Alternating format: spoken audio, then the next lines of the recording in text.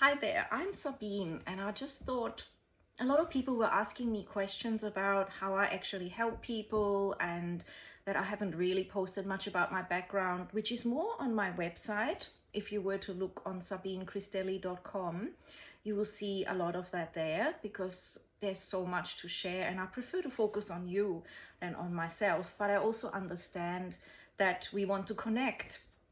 So one of the things I want to share is more healing stories. I've already shared some, and I share a lot about the things that I do and other women do that I enjoy to connect with on my YouTube channel, Women Supporting Women.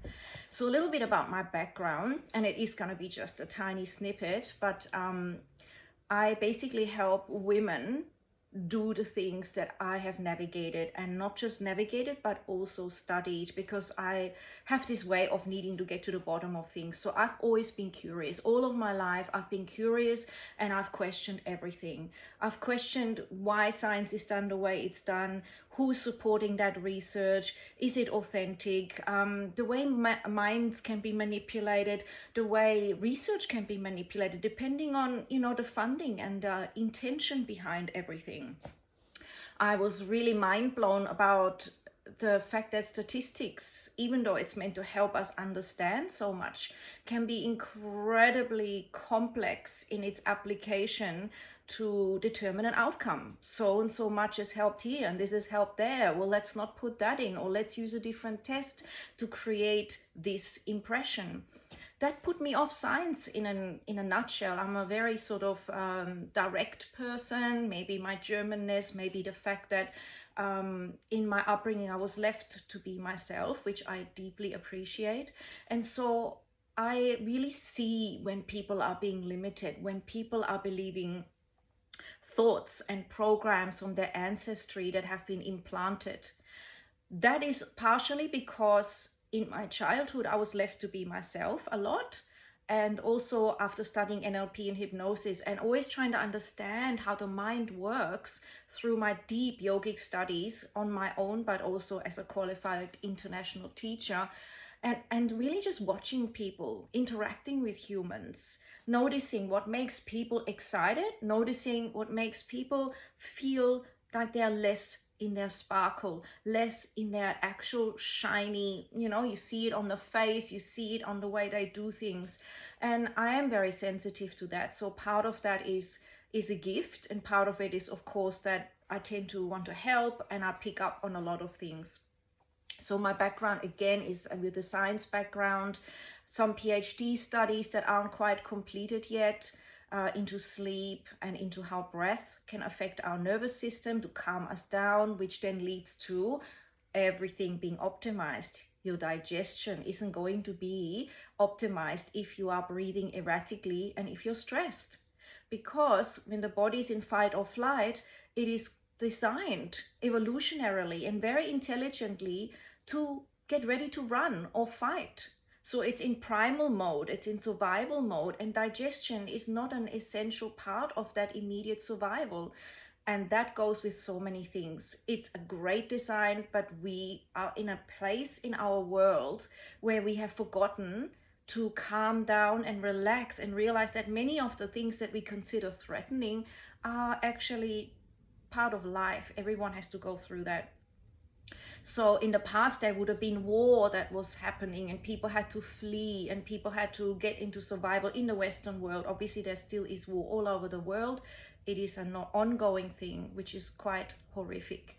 But if we use it somehow to realize that in that situation, we need that real instinct to survive. We need to be very agile. We need to be able to think really simply. We're not going to think about, our artwork or perhaps something sentimental. We're going to think, what do we need to survive?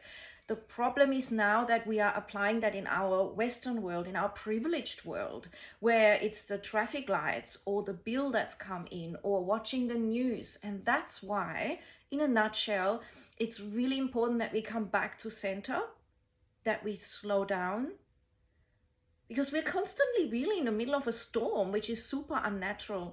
And so it's really important to recognize this, to recognize what do we let in, to actually process, which we can't always process. We can't process all the world's issues. We can't always understand what the agendas are.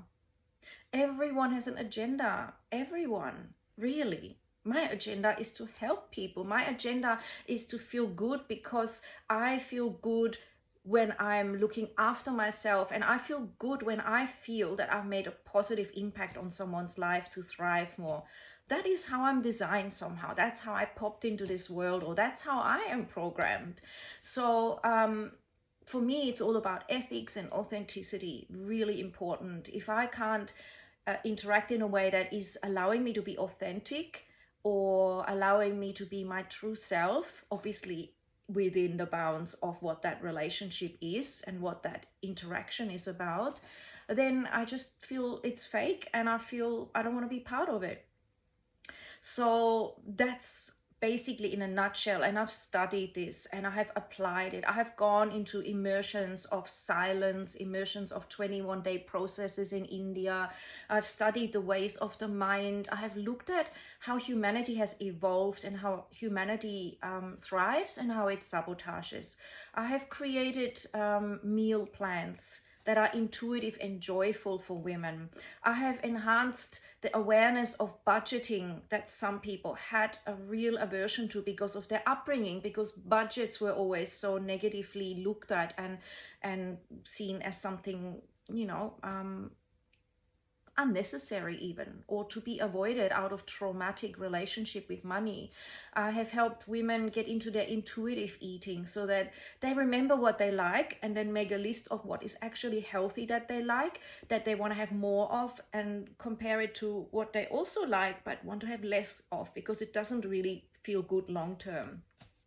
I have enhanced people's playfulness because I'm super playful. As much as I'm direct, I'm also incredibly playful. My inner child is really there, thank God. And that has helped me to be, in my mind, a very easy to be with parent. Obviously, we all have issues. We all have things to improve and work on. But I can instantly be on the floor and play. I can instantly have a deep and meaningful if someone wants it. I can instantly be creative and laugh about something and realize, hey, this isn't going to matter in 2 days, in 5 days. It's a small blip on the horizon of this incredible life. I love the idea of us making what's called mistakes, which are really just trial and error. Being a scientist, which is what I am really. I'm a scientist of life, analyzing, questioning, going to new paradigms, and feeling that that's actually feedback. That's actually the joy of this gift of having a brain and having an instinct of the heart knowing, intuitive knowing, and our gut consciousness. Now, many of us have forgotten to engage or connect with our gut or our intuition. It comes and it's very quick, but then if we're in fight or flight, the old program dominates. And that's where I would recommend always the morning of journaling, slowing down, connecting barefoot into Mother Earth somehow, breathing, stretching, and answering questions to yourself like, what is my priority today? When we do those things and we write them down, which changes your neurology, it will start to get easier and easier. And I've spent, God knows, I don't know how much, 30,000 or whatever plus, including traveling time and, studying all these different things, being obsessed about that. It truly is my joy. It's not a negative obsession where I'm going to say to the world, go away, I'm studying now.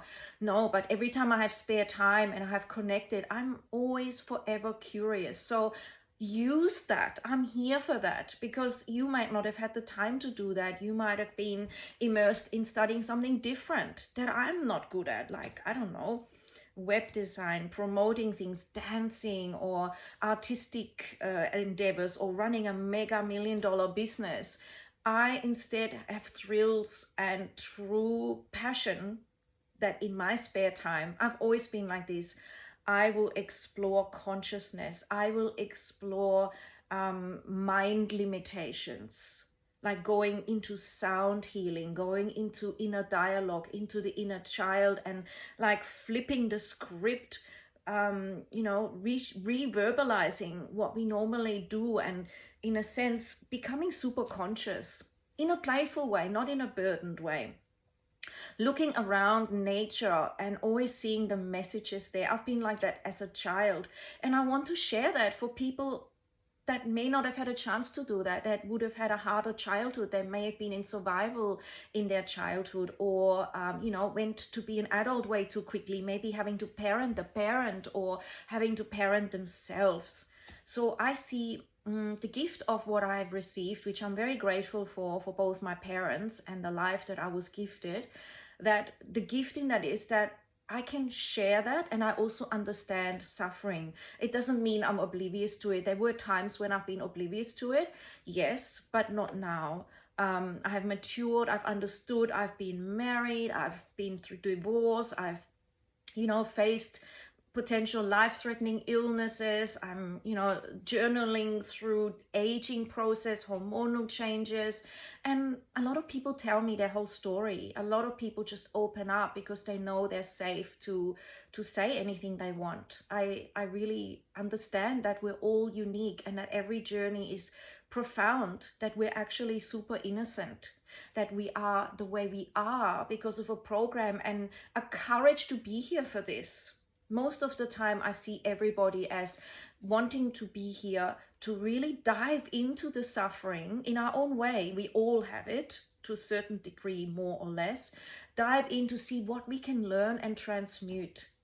Now, that doesn't mean that the more we suffer, the better we are and we should worship that. No, it means that we all have our little part to play where we can look at things and decide, okay, where is this pattern repeating? And what do I seem to have invited to encounter, which I can shift? And as I shift it, because our beliefs and our way of looking at it shifts it instantly. It's never an external thing. It's always what we perceive within that creates the external shift instantly. It's so profound. I've experimented on that myself when I used to have, painful experiences, and I used to just shift. What if this is the greatest gift? What if I send love to this situation? What if I realize that I'm way beyond all thoughts and beliefs? And I would feel this and I would laugh again after crying. And that person or that dynamic shifted instantly. There would be a phone call or a message or something, and it would seem like a miracle. So I'm here to share that. I'm here to encourage you. I'm here to support that. And really, when you're looking for a coach, again, there are things that are really important to look for. Are people living the life that you want to live? Are people looking how you want to live? How do you want to look or live? Or how are they experienced in what you want to learn about? So some coaches can present themselves as this and that and this, but look deeper and find out, are they actually having money if they're a money coach? Are they actually naturally healthy if they're a health coach? Or are they stressing in the background? Because this will all translate onto your journey for the next step after that. So, having gone through divorce, having come from another country, I have gone through that experience of leaving one culture and coming into a new one, communicating and finding the gift in sitting by yourself when before all your friends were around you at the age of 14, 13, 12, which is such a pivotal time where we build our sense of self and that mini death of ego that has to happen for you to discover who you really are, which is so powerful, which is so beautiful, which is so innocent. So we are always doing the best we can. For sure. I'm really saying a lot here that each of these points could be an hour YouTube or video or workshop, but we are doing the best that we always can. And I've proven that to all my clients, which then drops all of that guilt. And I help people to get more energy, because when you have more energy in your life, you can actually feel good and create the steps and step into them and be disciplined enough to follow through. There's a whole pillar of study that I've created myself, looking at how we navigate energy and where we give it away and where we can create a space within us so that our cup is full and we have the vibrant energy we need. Isn't that amazing? Because without energy, which equals to health, which equals to vitality, it's very difficult to step into our next chapter. So again, I'm passionate for that. I'm passionate to help you to be able to recognize that and know, no, not guess, not hope, none of that energy draining stuff of hoping and praying. And I'm not saying there's anything wrong with that, but I'm saying really envisioning it, seeing it and feeling it and understanding rationally as well. It is completely possible. It's not a wishful thinking thing. There is real proof. There's people who have walked this path. There's people that are walking this path, and there are real, well, you could say real science or scientific studies that show that, in psychological studies, in studies of the population and what's possible, looking at even the Olympics, and where there was a whole barrier, a wall of something that no one had ever been able to overcome, and then one person overcame that landmark of what's possible for a human, and suddenly another 10 people do it because they realize it is possible, because it's just been shown.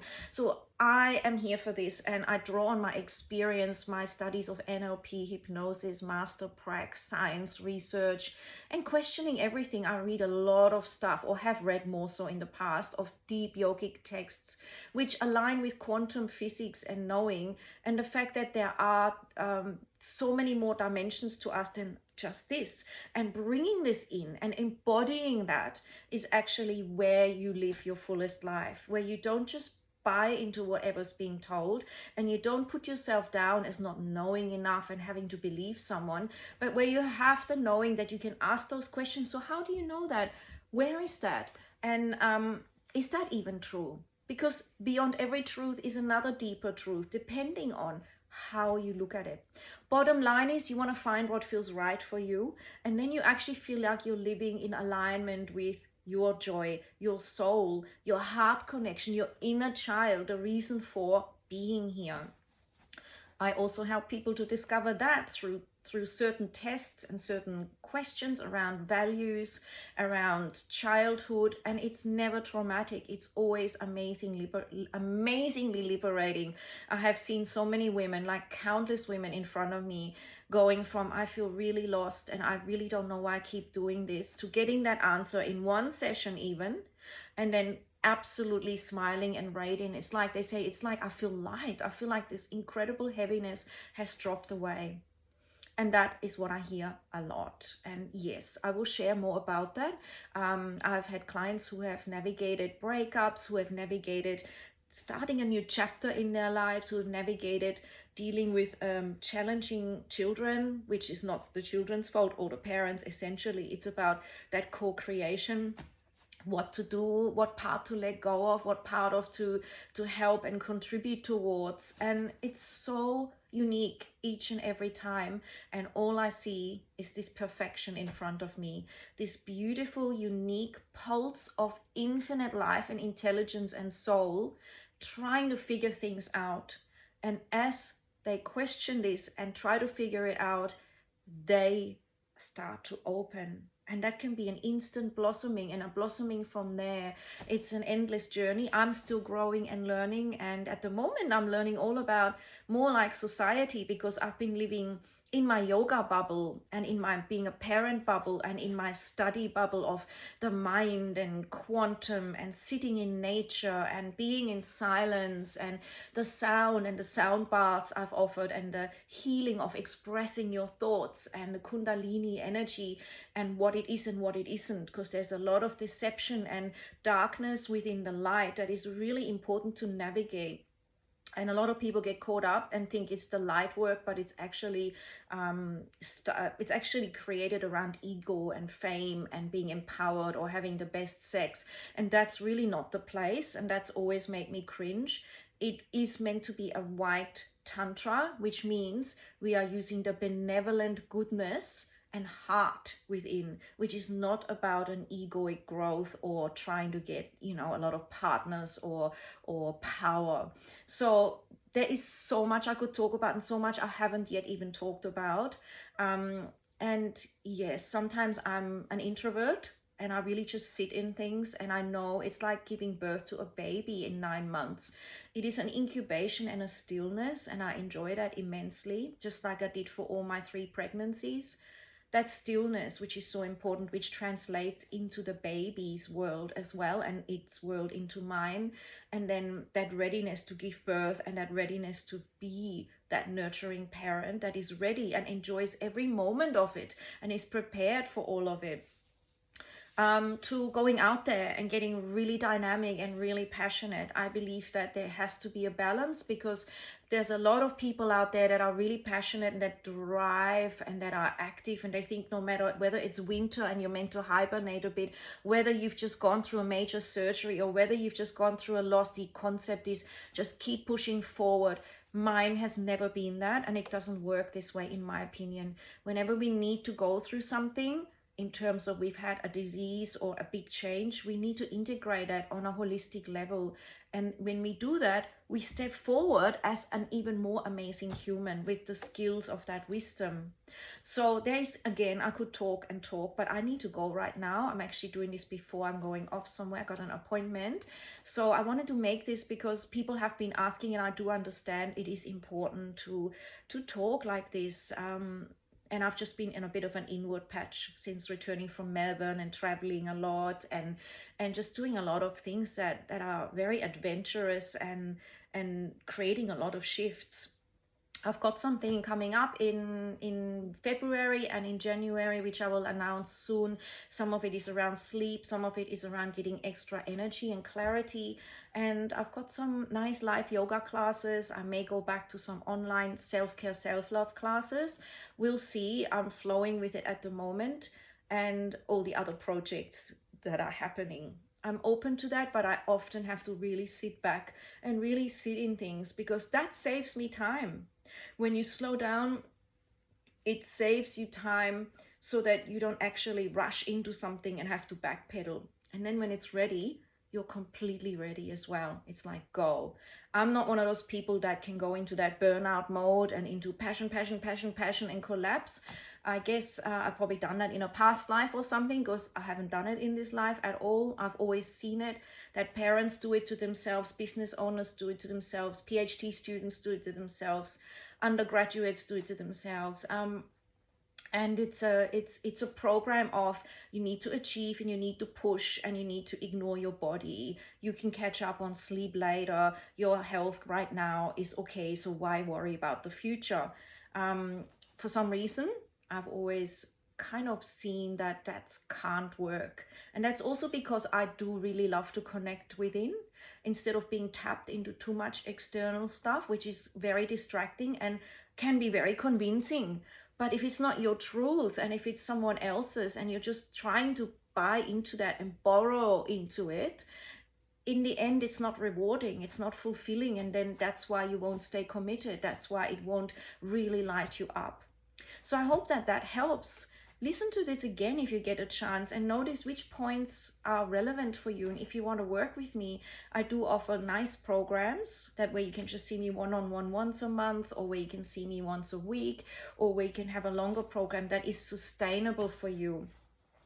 And that is what makes me feel good. And contemplate for a moment what you do spend your money on, and if it is working in your benefit. Because a lot of people may say, oh, I can't afford this and that, but then, you know, they're affording other things which are ultimately, when you dig deep, not really as satisfying. They're not shifting them into the next chapter of their life that they really want to live. So that's part of an illusion that we all have to deal with. Sometimes people go on a spending spree and they want the cool clothes or the best Christmas party, or they want to make sure they're traveling or buy a new car, and that's all okay.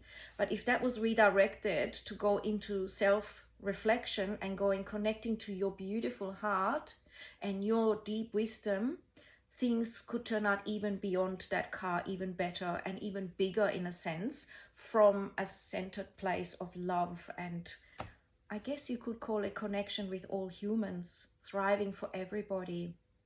Connection of collaboration, which is what I love. Connection of doing things without wanting a return. Connection of just being here and expressing our truth. And that includes the suffering, of course. We all have suffered. We all have cried. We've all felt lost. And these are wonderful moments, because we reassess what's really going on. What am I really doing? And do I really need this? What do I really believe in? What ideas have I borrowed that may no longer be helpful? All right, I really must go now. So I would love to hear your questions. And I wish you an amazing day. Connecting with your truth. This is the biggest challenge. Connect with what's real for me. What would my inner child love? What is it that would make me feel alive?